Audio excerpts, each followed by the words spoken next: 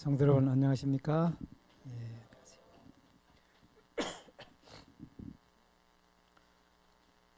기침이 주중에는 좀 괜찮다가 꼭 안식일 되면 이렇게 설교 전에 이렇게 기침이 나옵니다.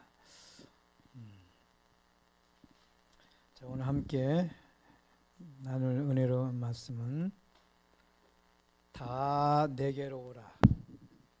내가 너희를 쉬게 하리라. 연결이 아직 안 나오죠? 다 내게로 오라. 내가 너희를 쉬게 하리라. 수고하고 무거운 짐진 자들아 다 내게로 오라. 내가 너희를 쉬게 하리라.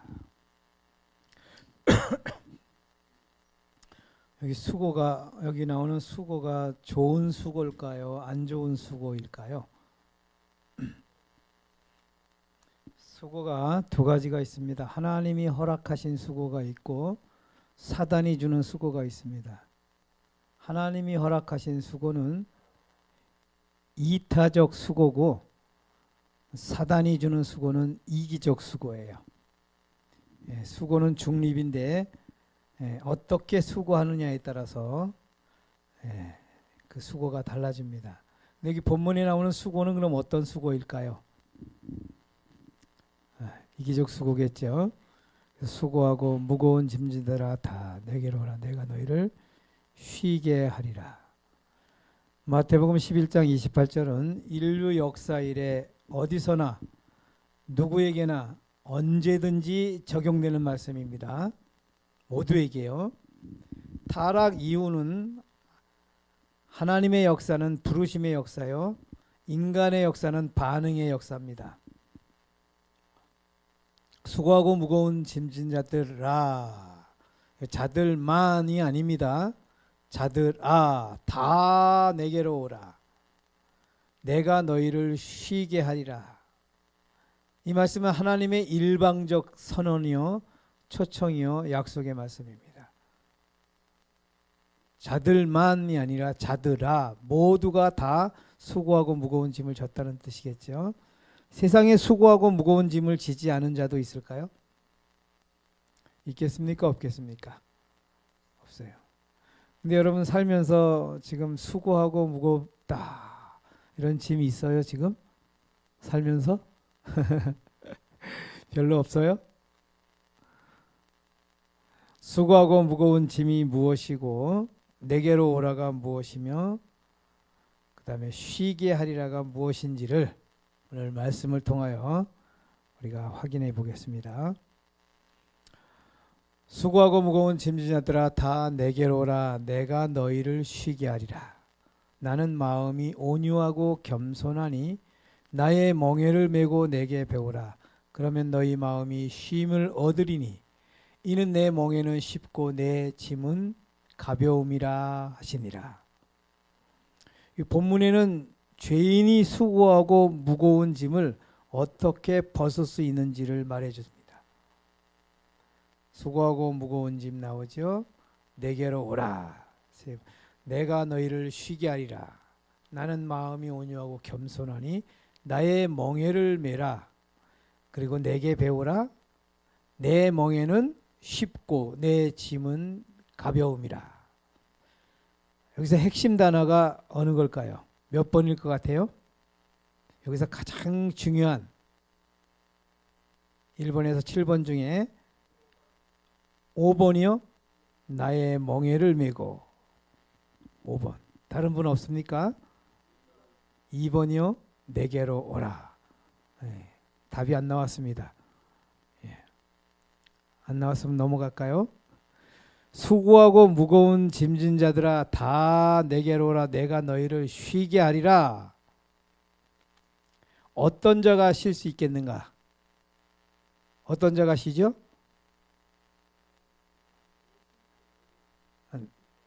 예수님이 쉬게 해주는 사람입니다. 자, 어떤 자를 쉬게 해주는가요? 내게로 오는 자. 자, 어떤 자가 예수가 가겠는가 그럼? 무거운 짐을 진 자가 가겠죠. 자, 무거운 짐은 전자동입니다. 쉼은 예수님께 가야만이 가능해요. 자, 우리가 예수님께 갔는지를 어떻게 알 수 있을까요, 그럼? 여러분, 우린 다 예수님께 가잖아요. 오늘도 예수님께 왔잖아요. 그럼 예수님께 갔는지 안 갔는지는 뭘로 알 수 있을까요? 우리 안에 쉼이 있으면 간 거고, 쉼이 없으면 못 간 거예요. 맞죠? 우리 안에 쉼이 있다. 안식이 있다. 이 쉼은 뭐냐? 안식인데 이 안식이 뭘까요? 행복, 평안, 구원의 확신. 네. 이런 것들입니다. 이런 게 없을 때는 내가 예수님께 가지 못한 거예요. 맞죠? 자, 이걸 역으로 질문하면 좀 더 이해가 쉬울 텐데, 수고하고 무거운 짐지들아 다 내게로 오라 내가 너희를 쉬게 하리라. 왜 우리에게 쉼이 없는가? 쉼이 없는 이유는 뭐죠? 그분이 쉼을 주시지 않으니까. 여러분, 쉼은 우리가 만드는 게 아닙니다. 그분이 주셔야만 됩니다. 자, 그럼 왜 쉼을 주시지 않는가? 본문에 계속 나와요. 네, 내게로 오지 않으니까.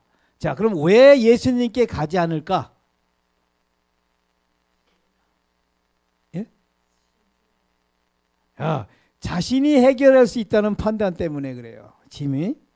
자, 그럼 왜 그렇게 착각하는 걸까? 이제 이게 제일 중요한 거예요. 왜 그렇게 착각하는 걸까요?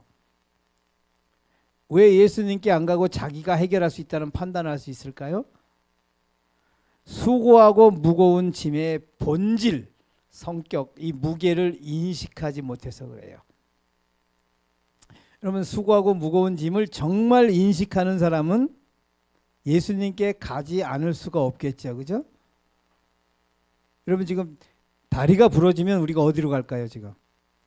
네, 병원에 갑니다. 예배 드리다가도 뭐 다치면 병원에 가요. 예배 안 드려요. 그죠? 왜냐면 너무 급하니까. 그 지금 빨리 해결 안 하면 죽어요. 그러니까 가는 겁니다. 수고하고 무거운 짐의 본질을 인식하면 예수님께 가게 돼 있는데 그것을 인식하지 못하니까. 그래서 여기서 제일 중요한 게 수고하고 무거운 짐이에요. 이 짐이 뭔가 이걸 우리가 분명히 인식해야 된다는 것입니다. 수고하고 무거운 짐의 본질을 규명이 명확해야 해결책도 분명해질 수 있다. 그러면 수고는 일을 하느라고 힘이 들이고 애를 쓰다 이 말이에요. 국어사전을 찾아보면 수고는 이걸 받을 수의 괴로울 고자입니다. 이 고난을 받음, 고난을 수용함, 이걸 수고라 그래요. 자, 수고의 어원과 근원지를 우리가 살펴보면 성경에 읽어보실까요, 한번? 예. 또 여자에게 이르시되 내가 내게 잉태하는 고통을 크게 더하리니 내가 수고하고 자식을 낳을 것이며 내가 너더러 먹지 말라 한 나무 실과를 먹었은즉 땅은 너로 인하여 저주를 받고 너는 정신토록 수고하여야 그 소산을 먹으리라. 예, 이게 하와가 아담이 범죄를 하고 하와는 잉태하는 수고, 그리고 아담은 정신토록 일을 해야 먹고 산다. 하나님께서 허락하신 수고입니다. 이것이. 자, 수고가 범자의 대가인가 죄값인가 그런 것 같아요, 아닌 것 같아요? 죄인이 잉태하는 고통이 없고 땀 흘림이 없이 편안만 있다면 어떨 것 같습니까?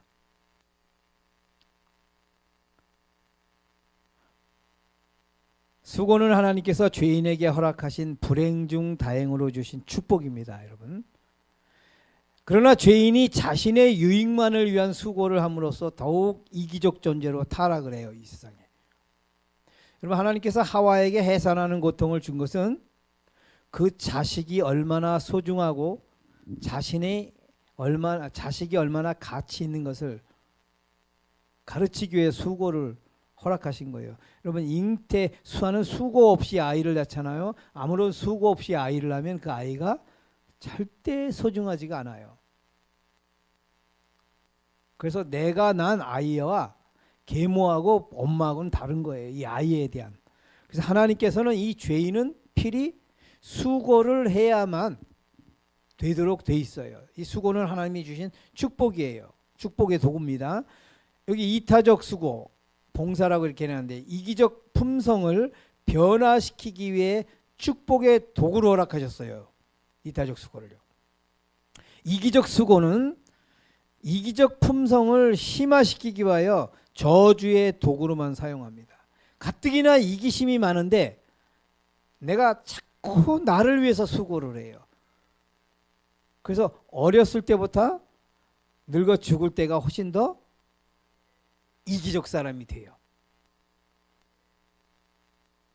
어렸을 때는 과자만 뺐고 장난감이나 뺐는데 이 어른이 돼 갖고는 막 사기도 치고 하지 않습니까? 그렇죠? 예. 본문에 등장하는 수고는 수고를 잘못하고 있는 자들아 이 말이에요. 내가 준 수고를 제대로 활용하면 너희 이기적 품성이 이타적 품성으로 바뀌는데 그 수고를 잘못 활용해서 내 품성이 더욱더 이기적으로 파멸해 가고 있다 이 말이에요. 그러니까 빨리 수고하고 무거운 짐진 자들아, 수고를 잘못하고 있는 자들아 내게로 오라 이 말인데요. 자, 이번엔 무거운 짐을 살피겠습니다. 무거운 짐의 유형이 있어요. 절대적 짐이 있습니다. 이건 선천적 짐인데요. 이건 사단이 만들어준 짐입니다. 모두에게 무게가 동일합니다. 이게 죄지요. 원인적인 수고. 자, 상대적 짐이 있습니다. 후천적 짐이에요. 죄인이 만들어진 짐입니다. 대상 따라의 무게가 달라져요. 여러분, 제가 10억을 갚으려면 저에게는 엄청난 수고가 있어야겠죠. 그러나 이건희 회장이 10억은 그건 껌값도 안 됩니다. 상대에 따라 무게가 짐이 달라지는데 지금 성경은 상대적 수고를 말하지 않고 절대적 수고를 말합니다. 자, 무거운 짐의 현주소는 또 죽기를 무서워함으로 일생에 매여 종노릇하는 모든 자들을 놓아 주려 하심이니. 여러분, 이 아이가 태어날 때 우는 이유가 뭔지 아세요? 아이가 태어나자마자 제일 먼저 하는 게 뭔지 아세요? 울어요. 왜 우는지 아세요? 제가 이걸 가만히 생각해 봤어요. 왜 울을까 그 아이가?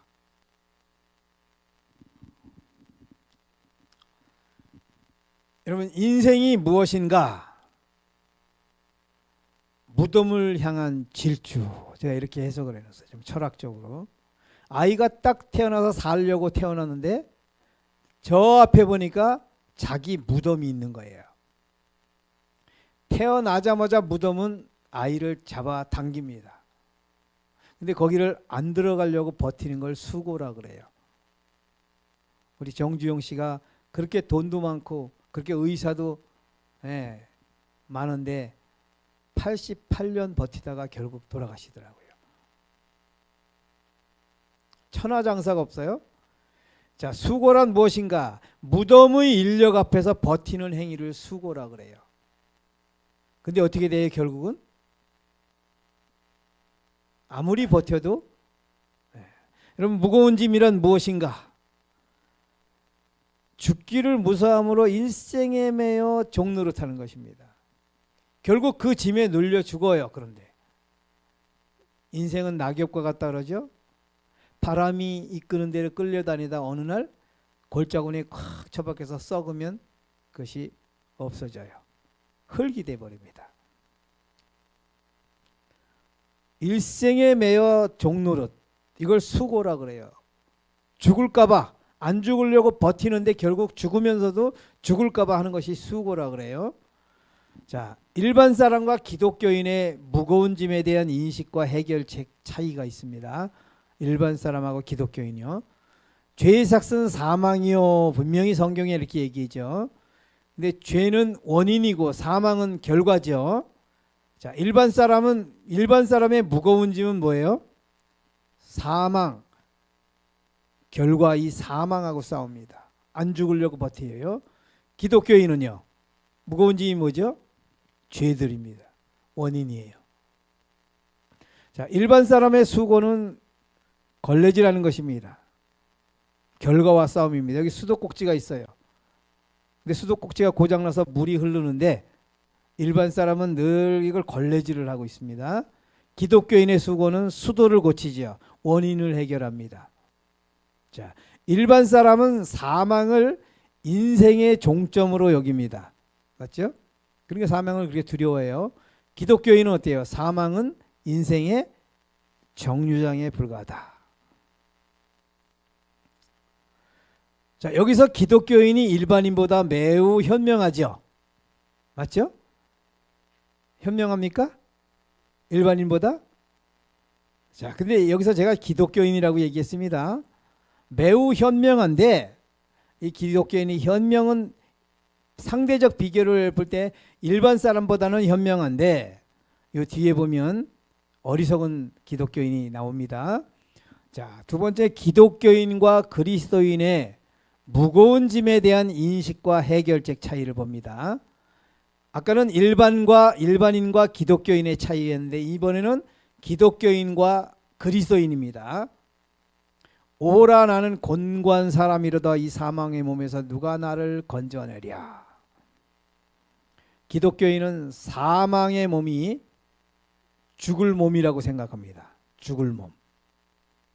이 죄들 열매와 싸웁니다. 여기서 회개를 해도 죄들 열매를 따내는 작업이에요. 결과와 싸워요. 그리스도인은 사망의 몸을 뭐라 그래요? 죽은 몸입니다. 여기 죽을 몸과 죽은 몸이 있어요. 죄된 본성과 싸웁니다. 회개를 해도 원인을 이야기하죠. 죄를 지을 수밖에 없는 본성 문제라는 거예요. 여기서 누가 현명합니까? 그리스도인이죠. 여러분, 죽을 몸으로 인식하는 것과 죽은 몸으로 인식하는 것은 천지 차이예요. 싸움의 대상이 달라져요. 죽은 몸은 뭐예요? 죄된 본성, 마귀의 본성으로 된 걸 죽은 몸이라 그래요. 근데 죽을 몸은 내가 지은 죄만 용서받으면 마치 구원받을 것처럼 착각을 해요. 그래서 죄 짓고 용서를 빌고, 죄 짓고 용서를 빌고, 용서를 아무리 받아도 내 죄된 본성 문제가 해결이 안 되면 죄는 끊임없이 나오기 때문에 하늘에 가서도 죄가 나와요. 그러니까 근본 본성 문제를 해결해야 되는데, 자, 기독교인은 죄를 자복합니다. 죄를 버립니다. 내 속에 죄라는 어두움을 퍼내요. 이래서 예수께 나옵니다. 자, 그리스도인은 의를 간구합니다. 죄 갖고 해결이 안 돼요.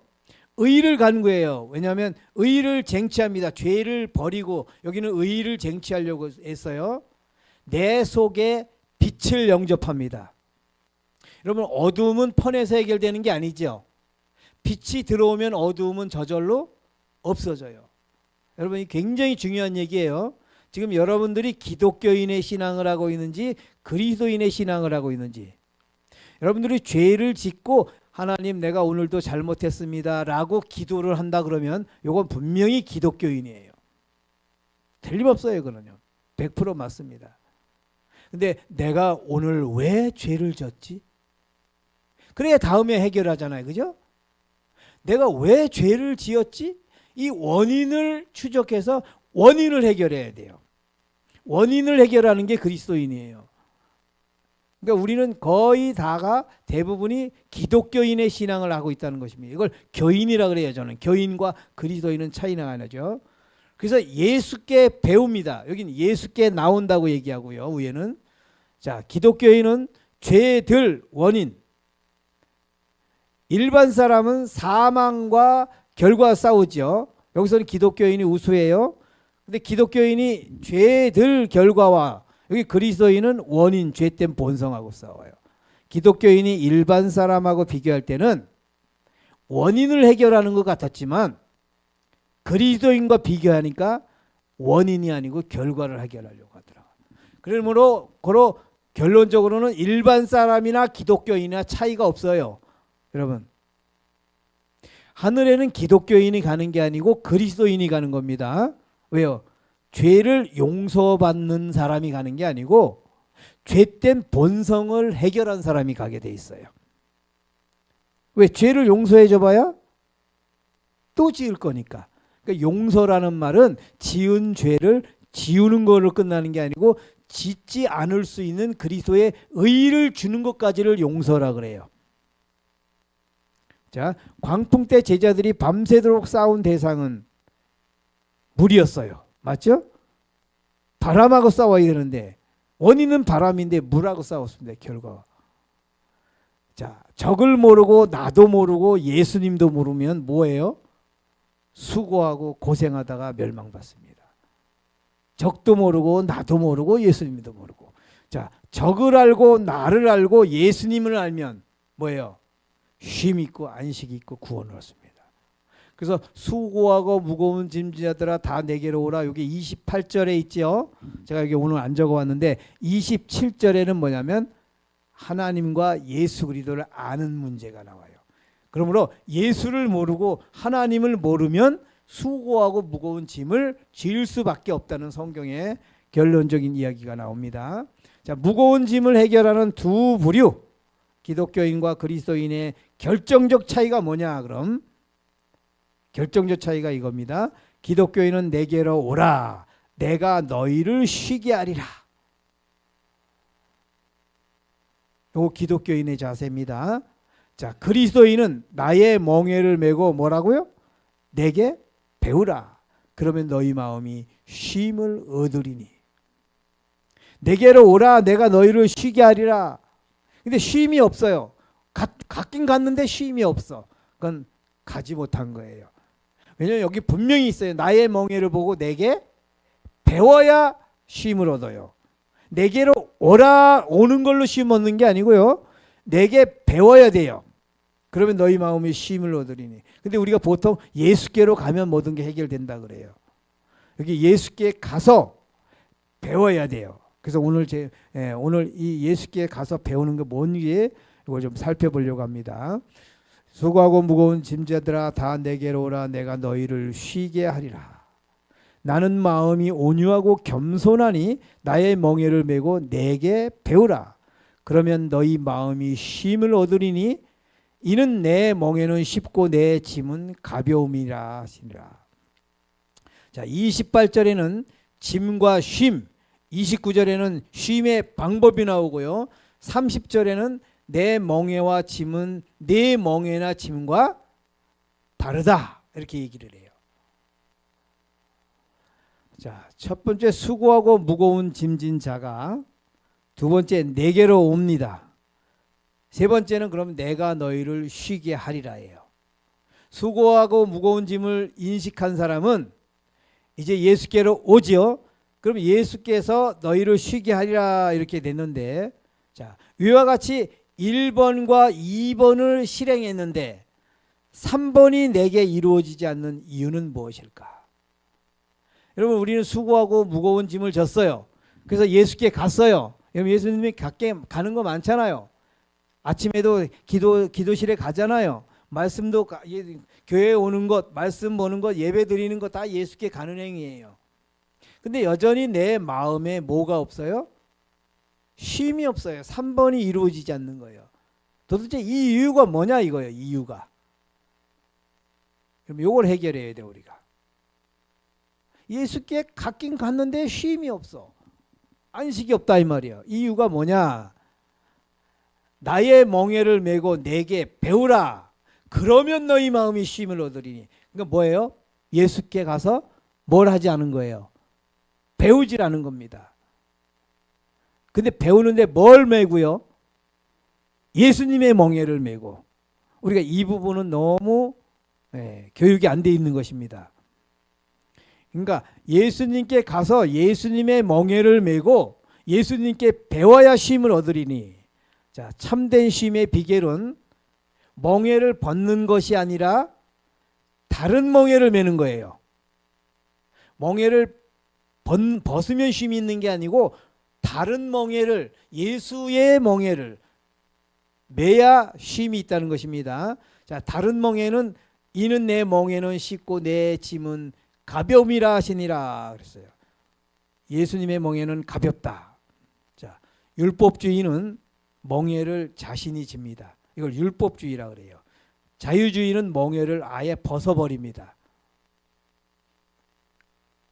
이건 예수님이 지는 거지 내가 지는 게 아니야. 그래서 이거 자유주의라 그래요. 복음주의는 멍에를 바꾸어 집니다. 가뜩이나 힘들은데 뭐 멍에에서 좀 해봐야 했더니 또 멍에를 지워주셔. 자, 내 멍에는 쉽고 내 짐은 가벼움이라 했어요. 멍에를 벗겨주셨으면 그만이지. 그만이라고 그랬네. 왜 또 다른 멍에를 지워주냐 이거예요. 자, 내 멍에는 쉽고 내 짐은 가벼움이라. 가볍다 그러니까 무게를 감량해 준 건가? 여러분 50%, 70%, 90%, 100% 감량 무게가 여러분 어떤 것 같아요? 내 멍에는 쉽고 내 짐은 가볍다 그랬어요. 그러니까 내 짐은 무겁다. 네 짐은 절대적으로 무거워. 너는 절대 지고 갈 수 없어. 그 짐을 지면 다 어디로 가요? 무덤 속으로 들어가는 거야. 근데 내 멍에는 가벼워. 근데 얼만큼 가벼운 거예요? 그 무게를 감량해 준다는데 50, 70, 90 아니면 100 어떤 것 같아요? 그러면 위 멍에를 언제까지 져야 할까? 예수님의 멍에를 언제까지 져야 되냐? 늦은 비 받을 때까지, 야곱의 환난, 또 호련히 변화될 때까지, 아니면 영원토록.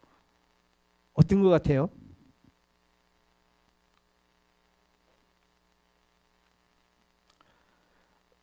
자, 죄, 사단의 본성이 죄인데 죄를 없애기 위한 도구적 멍에가 있어요. 예. 이거는 늦은 비 때까지입니다. 죄를 없애기 위한 도구적 멍에. 이건 늦은 비 때 이제 우리가 해방돼요. 그러나 예수 본성이죠. 의가 충만한 자벌적 멍에가 있어요. 멍에가 두 가지예요. 그것은 뭐예요? 영원토록 자발적으로 집니다. 이 멍에는 봉사의 멍에예요. 다른 사람을 섬기는 멍에, 다른 사람을 사랑하는 멍에. 예. 자, 우리 보고 지라고 하시는 쉽고 가벼운 예수님의 멍에가 무엇일까? 어떤 것일까? 우리가 그 멍에를 알아야 지잖아요. 자, 나는 마음이 온유하고 겸손하니. 예수님의 품성이 온유하고 겸손하다 이거예요. 자, 나의 멍에, 예수님의 멍에는 온유하고 겸손한 멍에입니다. 맞죠? 자, 사단의 멍에는 반대죠. 사단의 멍에를 지금 우리들이 지고 있는 멍에가 사단이 만들어준 멍에예요. 이 멍에는 어떤 멍입니까? 아주 이기적이고 교만한 멍에예요. 여러분, 이 온유가 뭐냐면 따뜻하고 부드러움인데 사전에 찾아보면 온유는 고린도전서 13장에 사랑은 뭐하며? 사랑은 온유하며. 사랑의 결과가 온유예요. 지금 여기 온유라는 표현을 썼지만 여기 사랑이에요. 사랑은 반대고 사랑은 이타적인 거예요. 사랑의 반대가 뭔지 아시죠? 이기적인 겁니다. 그래서 우리는 이기적이고 교만한 멍에를 지금 메고 있어요. 자, 루스벨 품성의 대표성은 이기심과 교만입니다. 예수님의 품성의 대표성은 온유와 겸손이에요. 여기 지금 반대어입니다. 자, 이기심 여기 자기의 이익만을 꾀하고 남을 돌보지 않음. 사전에 국어사 사전의 의미입니다. 교만은 뭐예요? 잘난 체하며 뽐내고 건방지고 남을 업신여기고 이걸 교만이라고 그래요. 사전에서. 이걸 분석해 보면 마귀 품성하고 똑같습니다. 자, 온유는 온화하고 부드럽고 따뜻하고, 겸손은 뭐예요? 남을 존중하고 자기를 내세우지 않는다. 물론 성경에 나오는 이 용어들을 국어 사전으로 해결할 수 없지만은 참조하라고 제가 이렇게 해왔습니다. 루스벨의 품성인 이기심, 교만의 공통 분모는 뭐예요? 죄예요, 죄. 자기 사랑입니다. 이기심과 교만을 하나로 묶으면 죄입니다. 이게 자기 사랑이에요. 자기 사랑. 자, 예수님의 품성인 온유와 겸손의 공통 분모는 뭐예요? 의인데 이건 뭐예요? 타인 사랑이에요. 자, 사단의 대명사가 교만입니다. 교만은 자기 착각, 뻥튀기 같다는 거예요. 예수님의 대명사는 겸손입니다. 자기 발견, 제가 누룽지라고 표현했는데 이 교만이 뭐냐? 어느 선생님이 학생에게 숙제를 내줬다 그래요. 근데 그 학생이 이렇게 숙제를 잘 해왔다 그럽니다. 교만과 겸손을 가장 간단하게 요약해봐라. 교만은 뭐예요? 자기 착각. 겸손은 자기 발견. 여러분 좀 공감이 갑니까? 루스벨이 심각하게 착각했어요. 피조물 주제에 창조주하고 맞먹으려고 그랬어요. 맞죠? 영광 좀 나누어 봤자 이거예요. 세 분이 우주를 창조하시고 세 분이 운영하시는데 지구를 창조하는데 자기도 한몫 거들자 이거예요. 끼자 이거예요. 자기를 심각하게 착각했어요. 예수님은 자기를 발견하신 분이에요. 이 세상에 죄인들을 구원할 수 있는 유일의 사람은 누구예요? 본인이에요. 본인. 본인 외에는 어떻게 할 수 없다는 걸 알아요. 여러분 겸손은 자기 발견입니다. 이 뻥튀기라고 그러는데 뻥튀기는 폼은 커지는데 무게는 똑같아요. 그죠? 누룽지는요. 실제보다 부피가 작아지죠. 이 겸손의 대명사고 뻥튀기는 겸하는 거예요. 여기 사단의 속성과 사단의 속성과 하나님의 속성, 예수님의 속성에 정확하게 나타난 온유와 겸손인 예수님의 품성을 가장 명확히 드러낸 말씀이 이 말씀입니다. 읽어보세요.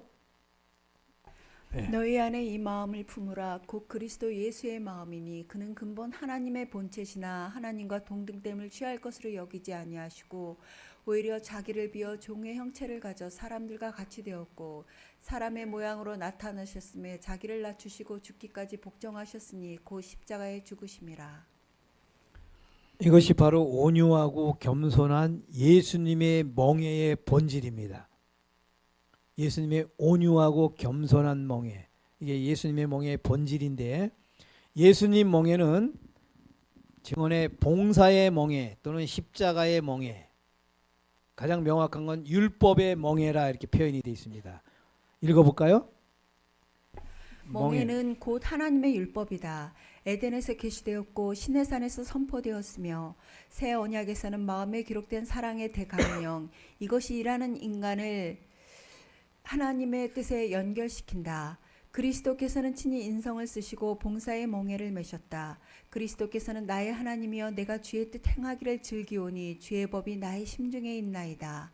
내가 하늘로서 내려온 것은 내 뜻을 행하려 함이 아니요 나를 보내신 이의 뜻을 행하려 함이니 라고 말씀하셨다. 네.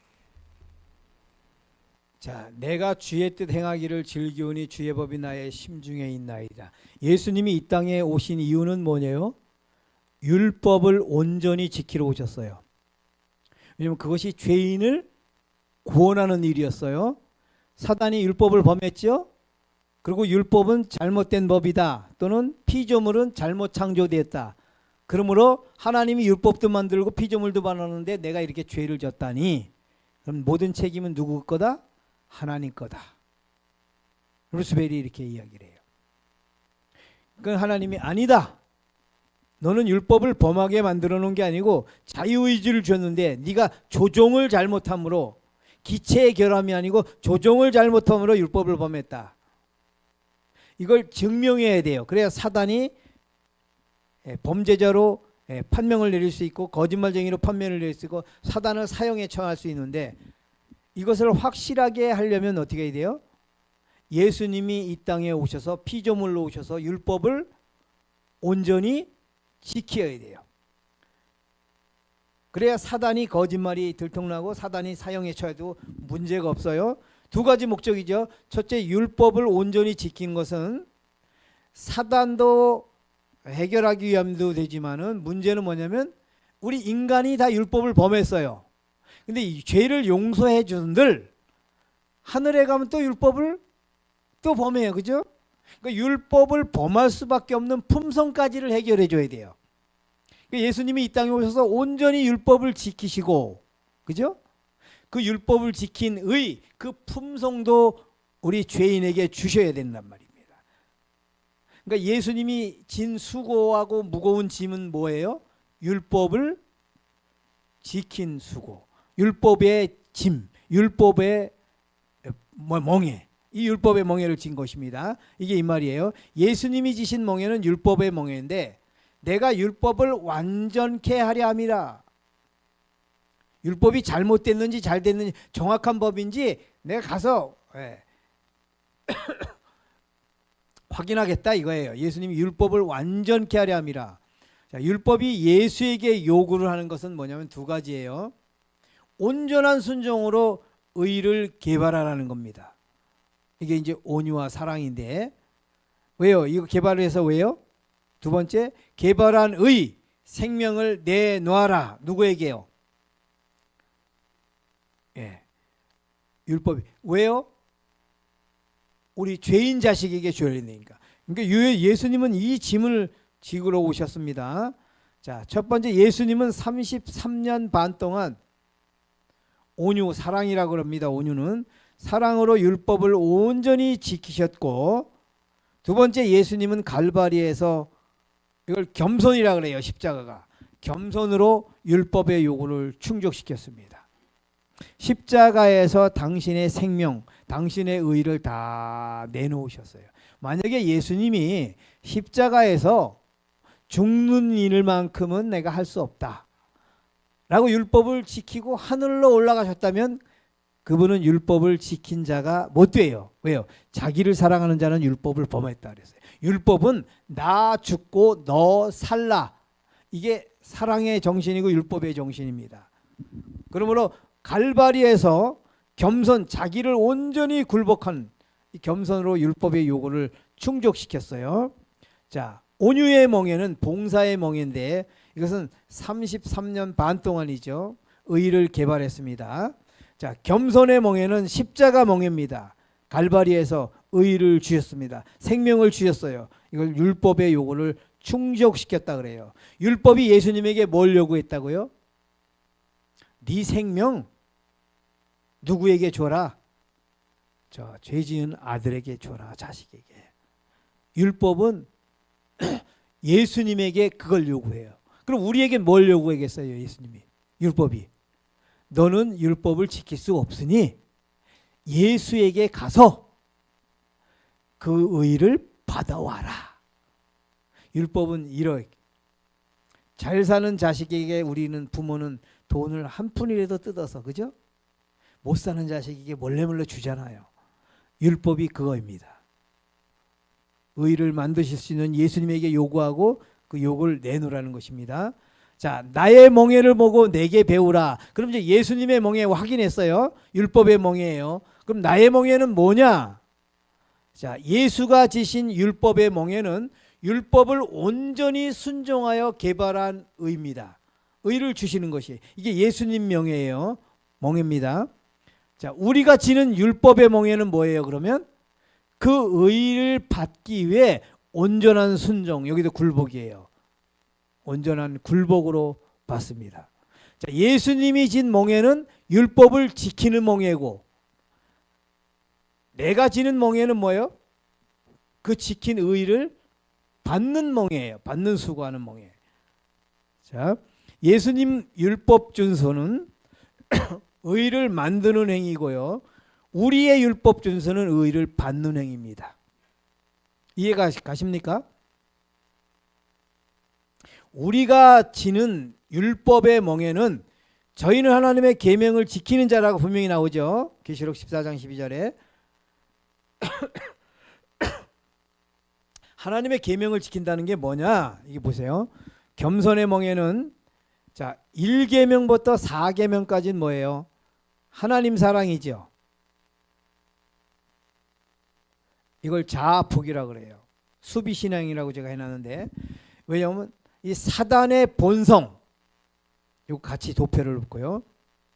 자, 온유의 멍에는 5서부터 10계명이에요. 10가지 계명, 이웃을 사랑하라는 멍에입니다. 이거는 제가 자아활용이라고 써놨는데, 공격신앙, 우리의 이기심을 타파하기 위해서, 요거는 교만을 근절시키기 위해서. 자, 여기에 좀 어려운 문자를 제가 썼는데 이해를 좀 설명을 드릴게요. 첫 번째, 위에 겸손의 멍에 있는 자, 빨간 자와 파란 자. 여러분, 요 자가 달라요. 이 빨간 자는 뭡니까? 사단의 본성이에요. 우리에게 사단의 본성이 있습니다. 우리에게 사단의 본성이 있고, 이 파란 자는 뭔지 아세요? 하나님이 나를 창조하실 때, 원래 창조하실 때 범죄하기 전에 창조하실 때 뭐예요? 나에게 준, 나만이 갖고 있는, 우주에 나만이 갖고 있는 개성이 있어요. 그러니까 이주영의 원래 본성, 아담 옆구리 속에 있었던, 그러니까 아담의 원래 본성, 범죄하기 전에. 그러니까 아담의 원래 본성에다가, 그 개성에다가 제초제를 부어버린 거예요. 물에다가. 그래서 제초제 한 병을 넣으니까 그 큰 500리터짜리 까만 통에 모든 물이 다 뭐가 됐어요? 제초제가 됐어요. 그러니까 우리의 본성에, 우리의 개성에 마귀 본성이라는 제초제가 들어오니까 이게 다 죄된 본성이 돼버렸어요. 그래서 여기서 포기하라, 이 말은, 이 포기하라는 건 뭐예요? 마귀 본성을 쓰지 말아라예요. 내가 화날 때, 내가 우리 아내에게 화를 낼 때, 화를 내면 그건 누구 본성입니까? 마귀 본성이에요. 그거는 뭐하라? 쓰지 말아라. 그건 포기해라. 네, 이게 자아포기예요. 이걸 수동적 자아포기라 그래요, 제가. 그 다음에 여기 파란 자아 활용은 뭐예요? 마귀 본성은 쓰지 말되 원래 하나님이 나에게 주신 본성이 있어요. 그건 뭐 어떻게 하라는 거예요? 적극 활용하라. 그러니까 수비신앙은 하지 말고 공격하라는 거예요. 사랑해라, 봉사하라, 물건을 나누어 주라. 근데 우리는 주기가 싫어요. 왜 그래요? 마귀 본성에 짓눌려 있으니까. 여러분, 마귀 본성이라는 자아가 내 본성이라는 자아보다 훨씬 더 강해요. 거기에 짓눌려 있어요. 그러므로 내 본성, 내 자아가 이걸 선택하고, 좀 있으면 뒤에 나와요, 이걸 활용하는 것입니다. 그래서 이걸 한 번 활용할 때마다 우리의 이기심, 속에 있는 이기심이 타파되는 것이에요. 자, 교만은 수직적 범죄입니다. 하나님의 영광을 도적질하는 거예요, 교만은. 그 다음에 이기심은 수평적 범죄입니다. 이웃의 유익을 도둑질하는 거예요. 우리는 다 이 범죄를 지고 있어요. 그러니까 수직적 범죄도 안 짓고 수평적 범죄도 안 짓는 게 율법을 사랑하는 겁니다. 율법 지키는 거. 이해가 되죠? 예. 그래서 교만의 반대가 뭐예요? 겸손. 이기심의 반대는 온유예요. 그러므로 1번부터 4번째 계명은 뭐예요? 하나님 사랑이지요. 거기는 겸손이 4가지요. 겸손은 뭐예요? 자기 굴복입니다. 교만하지 않고. 온유의 멍에 5번째부터 10번째 계명까지는 뭐예요? 이웃 사랑이에요. 이것은 이기심을 없애는, 이건 수평적 사랑. 이웃의 유익을 도모하고 이웃을 사랑하라는 것입니다. 자, 자신의 성향을 쫓아 우리의 의지가 인도하는 대로 가도록 방임된다면 우리는 사단의 반열에 빠져서 그의 속성을 소유하는 자가 될 것이다. 우리의 성향 쫓아, 이 빨간 자아 쫓아가면은 이렇게 된다는 거예요. 자, 당신의 쉼을 어떻게 찾을 수 있는지를 우리에게 말씀하신다. 예수께서는 이 원칙을 채택하라고 우리에게 분부하신다. 자, 성화는 감정이 아니고 모든 정욕과 욕망을 하나님의 영의 지배 아래 두게 하는 하늘에서 온 원칙이다. 우리는 율법을 지킬 수는 없어도 순종할 수는 있다. 이건 제가 쓴 말입니다. 이건 예언의 신에 있는 게 아니고요. 이 말이 좀 어렵죠? 여러분, 우리는 율법을 지킬 수는 없어도 순종할 수는 있습니다. 이 말이 뭔 말이냐? 어린아이에게, 딸아이에게 너 밥 해와라, 청소해라. 근데 그 아이가 잘 못하죠. 그죠? 밥하다가 그릇 깨먹고 청소하다가 장반 찢어먹고. 네. 잘 못합니다. 그러나 잘 못하기는 하지만은 뭐예요? 순종할 수 있어요. 심부름하라. 심부름도 잘 못해. 근데 순종할 수는 있어요. 여러분, 우리가 율법의 표준에 도달하는 율법을 지킬 수는 없지만은 율법에 순종할 수는 있어요. 이해하셨죠? 무슨 뜻인지? 부모가 자식에게 요구할 때 완벽을 요구하는 게 아니에요. 그러므로 하나님이 우리 보고 율법을 지키라 그런 말은 우리가 완벽하게 지킬 수 있기 때문에 지키라는 게 아니고 순종을 요구하는 거예요. 근데 그 순종은 율법을 지키는 행위가 아니고 뭐예요? 그리스도가 지켜놓은 율법의 의를 받는 행위라는 거예요. 이게 완전한 자아굴복이에요. 순종이. 이제 그 의미에서 그대는 그리스도를 따르는 자가 되기를 원하지만 어떻게 시작할지 모르고 있는가. 그대가 가지고 있는 빛을 따르라. 하나님의 말씀에 대하여 알고 있는 것에 순종하려는 마음을 가지라. 하나님의 능력과 그분의 생명은 그분의 말씀 가운데 있다. 그대가 믿음으로 그 말씀을 받아들일 때 그것은 순종할 능력을 주게 될 것이다. 여러분, 순종할 힘도 주신다는 겁니다. 이분이요. 자, 그대들의 약속과 결심은 뭐다? 썩은 새끼와 같다. 그러나 그들은 낙심할 필요가 없다. 그대들이 깨달아야 할 것은 곧 의지의 참 힘이다. 하나님께서는 사람에게 선택권을 주셨으니 그들은 이것을 사용할 것이다. 그대들은 그대들의 마음을 고칠 수 없고 그대 자신으로는 애정을 하나님께 바칠 수 없다. 그러나 그대들은 하나님을 섬기기로 선택할 수는 있다. 그리하여 그대들의 성질은 그리스도의 신의 지배를 받게 되고. 자, 나의 몽해를 보고 내게 배우라 이 말은 말이에요. 모본일까요? 대속일까요? 물론 대속이겠죠. 나처럼 너도 몽해를 메고 나를 따라와 봐라. 이건 모본이에요. 그거 아니고요. 나의 몽해를 너도 함께 메고 나와 함께 가자 이 소리예요. 이걸 대속이라 그래요. 여러분, 강원도의 쟁긴 저는 못 봤습니다만 그림에 이렇게 나와요. 2마리가 끓는다 그래요. 강원도에는 소를요. 쟁기를. 우리 경기도에서는 1마리가 끓거든요. 쟁기를. 근데 강원도에서는 2마리가 끓는다 그래요. 여러분, 소 2마리가 끓을 때 지금 뭐냐면 예수님이 멍에를 쥐고 가는데 너도 옆에 있는 멍에를 같이 져라. 그리고 힘은 누가 쓰고요? 예수께서 쓰고요. 우리는 뭐 하면 돼요? 따라가는데 보십시다. 내가 그리스도와 함께 십자가에 못 박혀 왔나니 이게 함께가 중요해요. 그런즉 이제는 내가 산 것이 아니요 내 안에 그리스도께서 사신 것이라. 이 말을 제가 좀 직역을 해봤습니다. 내가 그리스도와 함께 멍에를 메고 앞으로 가노니 그런즉 힘은 내가 쓰는 것이 아니요 오직 내 옆에 내 안에 계신 그리스도께서 쓰신 것이라. 그럼 성경 말씀을 우리가 이렇게 좀 이해할 필요가 있어요. 자, 믿음으로 말미암는 의란 무엇인가? 그것은 인간의 영광을 티끌 속에 묻어버리고 인간이 할 수 없는 일을 인간을 위해 대신해 주시는 하나님의 역사이다. 자, 어느 때 대신해 주시는가? 어느 때 대신해 주십니까? 인간의 영광을 티끌 속에 묻어버릴 때 내 스스로는 아무것도 할 수 없다는 것을 뼈저리게 인식하고 고백하고 하나님께서 대신해 주기를 바라는 자신을 포기하는 것, 이것이 그리스도 가르침의 요지이다.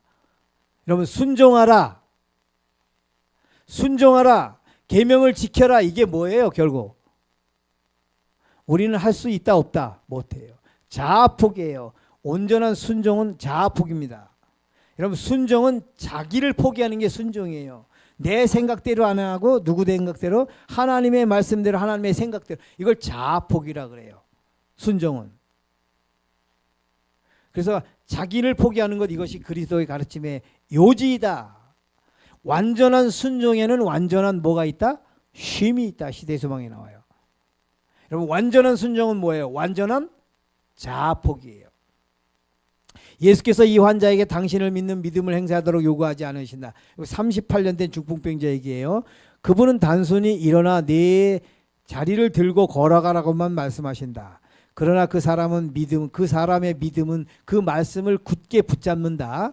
모든 신경과 근육이 새로운 생명으로 전율하고 절던다리는 건강하게 움직인다.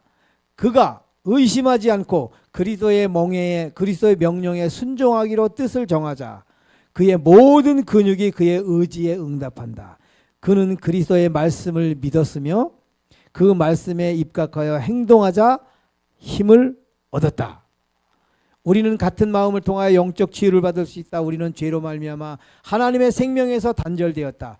우리의 영혼은 마비되어 있다. 그 쇠잔한 사람이 걸을 수 없었던 것 같이 우리도 우리 스스로의 힘으로는 거룩한 생애를 살 수 없다.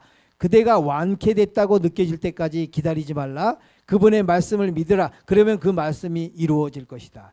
여러분, 우리는 거룩한 생애를 살 수 없습니다. 율법을 지킬 수 없어요. 순종할 수 없어요. 그러나 우리가 순종하려는 마음을 갖고 선택하고 앞으로 말씀을 믿고 나아갈 때는 그 말씀이 이루어진다 이 말이에요.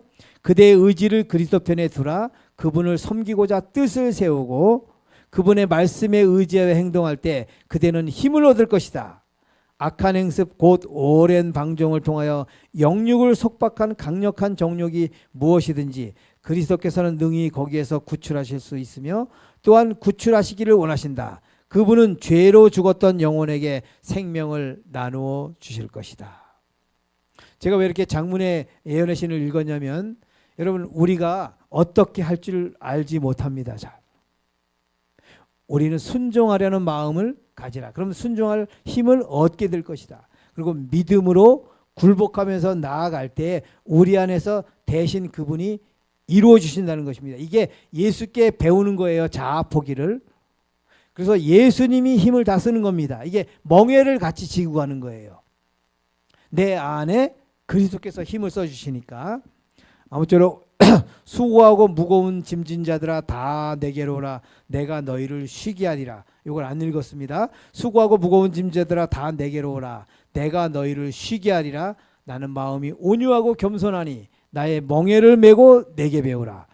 그러면 너희 마음이 쉼을 얻으리니 이는 내 멍에는 쉽고 가벼움이라. 왜 가벼워요? 예수께서 다 하시니까. 그러면 우리 마음이 쉼을 얻는 것은 그분의 멍에를 함께 메고 그분께 배우는 것입니까? 자아포기도 그분이 하셨어요.